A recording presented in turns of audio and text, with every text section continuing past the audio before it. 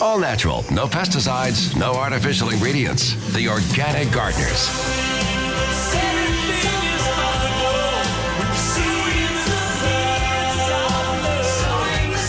News Radio 1020 KDKA. All right, back on the Organic Gardeners. Jess is off today. Doug is in the air chair waiting for more phone calls at 866-391-1020. Or you can reach us via the internet at Dollar Bank Instant Access, KDKARadio.com. 10th caller wins a gift certificate worth $25 to Janowski's right now at 412-922-1020.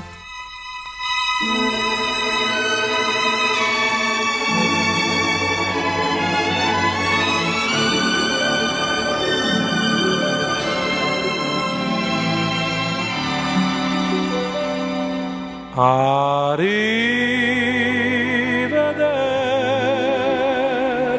Roma. Today we have a very special guest on the Organic Gardeners, Mary Maniti from the Italian Garden Project. You've probably read all about her in the Post-Gazette. Post-Gazette's done some great coverage on the Italian Garden Project, and I just interviewed Mary for Table magazine, which recently came out. Mary, welcome to the show. Thank you. I'm glad to be here. Tell me all about the Italian. Oh, first off, thank you for the fig. Oh, you're welcome. Tell me about this fig. Special, huh? Yes, this is a very special fig tree. It's a start from the original tree of my grandfather. Wow. He planted it in Newcastle, Pennsylvania. It's been growing there at least since the late 40s. So tell me a little bit about the Italian Garden Project. What is it and how did it begin? Well, the Italian Garden Project is all about preserving and documenting Italian food and gardening heritage, and also sharing that then with everyone else. And it began just by really, my grandfather was my inspiration for the project, having grown up with him, having access to his knowledge and wisdom about gardening and spending my time with him. I love the story of you two going out hunting for dandelions together. As a dandelion lover, it was good to hear. Tell me a little bit about that. Yeah, well, I was lucky enough he would garden at my house. He lived a few miles away, but we had a little bit more property, and he would spend his days after retirement, when I was a young child, in the garden, out foraging, and the two of us would go out in the springtime foraging for dandelions, just following him around and following his instructions and just really loving every minute with him. And tell me a little bit about the gardens that you're documenting now. Well, I'm lucky enough to spend time in gardens that remind me just of my grandfather's garden, gardens of post-World War II immigrants. My grandfather was an immigrant at the turn of the century, came here in 1912 at the age of 16. But after the World War II, there was another wave of immigrants that came, and we are so lucky to have access to their gardens and their incredible gardening knowledge and their wisdom about the earth, just like my grandfather had. So I travel all over Pittsburgh. I started in Swickley, visiting my friends' gardens there that have amazing gardens in these small residential backyards. And then I branched out all over Pittsburgh, and then now I'm traveling to the Bronx and Brooklyn, Cleveland, out even to California, and I find the same type of gardens all over the country, and they welcome me, and I love spending time in them. Was there any kind of epiphany here in Pittsburgh that you thought, this is something I have to document. This is something I have to tell the stories of these gardens. Exactly. Exactly. When I got to hang out in these gardens with my friends, and I would just think they were amazing. And so I started bringing my other friends, that didn't realize that these gardens existed, into them, and showing them the grape arbors and the fig trees and all the wonderful things. And people were just amazed that this lifestyle existed right here in, communities in Pittsburgh.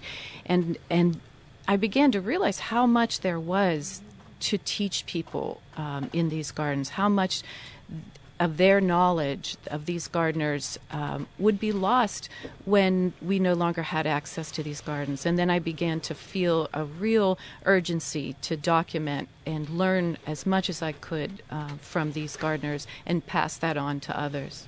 And so what kind of things are you doing to bring attention to the gardens?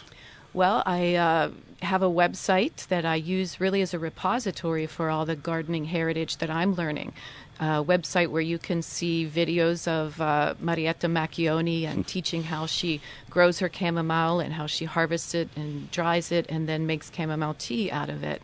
And just videos like that where I learn from the gardeners and then teach other people through the website. But I also have other events. I have classes. I teach how to grow fig trees in western Pennsylvania. That is a big deal.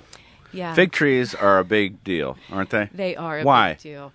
Well, it's a Mediterranean tree that we are trying to grow in western Pennsylvania.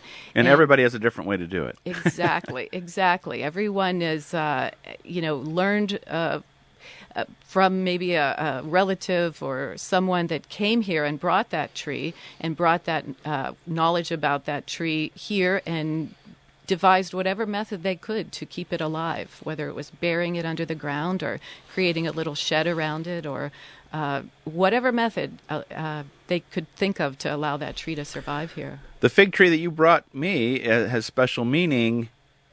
How do you keep yours alive?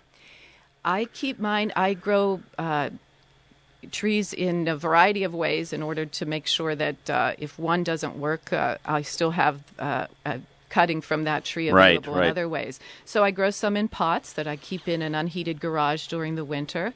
I also bury some under the ground, literally dig a hole and uproot part of the tree and lower it into a trench, cover it so that it ends up looking sort of like a shallow burial site in my front yard, but that keeps the tree alive. Or I wrap some as well. I pack straw around them, blankets, and then cover them with plastic. What's the best thing about telling these stories of these gardens for you? For me, it's just really the fig tree especially is so symbolic of the whole immigrant experience.